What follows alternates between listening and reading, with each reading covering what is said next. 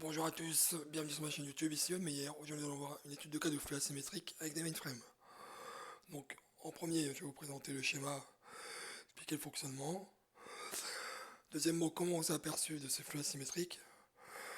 Et troisièmement, avec Wireshark, comment on a pu le confirmer.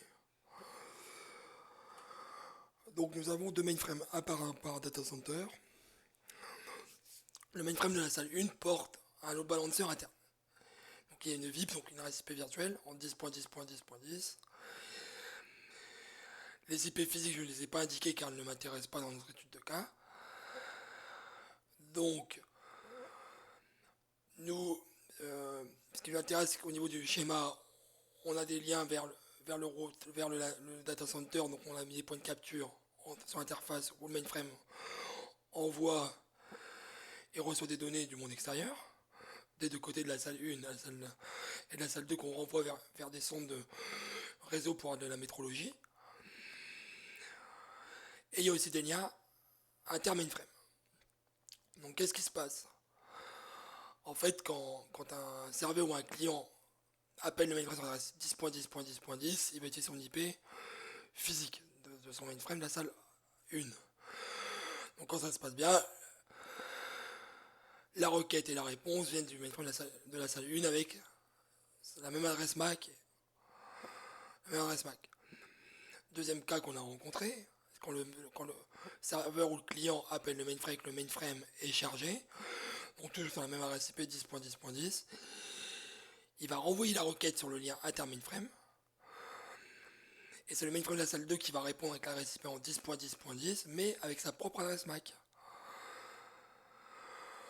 Donc au début, quand on a vu ça, on s'est posé beaucoup de questions. Donc déjà, comment on a vu cette problématique-là? En fait, on a mis des centres de métrologie en place et on a utilisé un serveur métrologie qui ramenait toutes les KPI. Donc on a un moniteur TCP, et ce qui se passait dans le graphique de flux TCP, par exemple, on voyait 50 demandes de connexion, on voyait que 25 acceptées. Et au début, on se dit, mais qu'est-ce qui se passe? Notre span est mal configuré, parce qu'on peut dire, c'est pas possible que autant de connexions soient rejetées par le mainframe. C'est pas possible. Et dans la salle 2, on s'est aperçu dans notre point de capture de la salle 2 pour la partie métrologie, qu'il n'y avait pas de réponse SYN, de demande de connexion, mais il n'y avait que des réponses SYNAC. Et on avait la différence de SYNAC qui était de l'autre côté. Donc 50% des flux étaient répondus par la salle 2. Donc la problématique qu'on avait, c'est vraiment les adresses MAC qui n'étaient pas les mêmes. Parce qu'en fait, le load balancer intégré au mainframe ne respecte pas les bonnes pratiques des load balancers. Normalement, le load balancer, quand le client interroge la VIP va interroger des serveurs, mais tout repasse par la même adresse MAC. L'IP d'un MAC ne doit pas changer entre la réponse et la requête. Donc ça ne respecte pas les bonnes pratiques. Mais c'est un fonctionnement qui existe depuis des années et ça n'a pas posé de problème. D'ailleurs, quand on envoie Wireshark, on a pu se débrouiller pour récupérer les flux. Donc on passe sur Wireshark. Donc j'ai une session TCP avec mon serveur, mon post client et la VIP du mainframe. On va revenir tout au début. On voit bien qu'il y a un SYNAC, la connexion se passe bien. Alors comme on a ajouté, on a été vérifier les entêtes Ethernet pour voir qu'il y avait une asymétrie de flux. Donc ce que j'ai fait, hop, on va afficher en colonne les sources et destinations.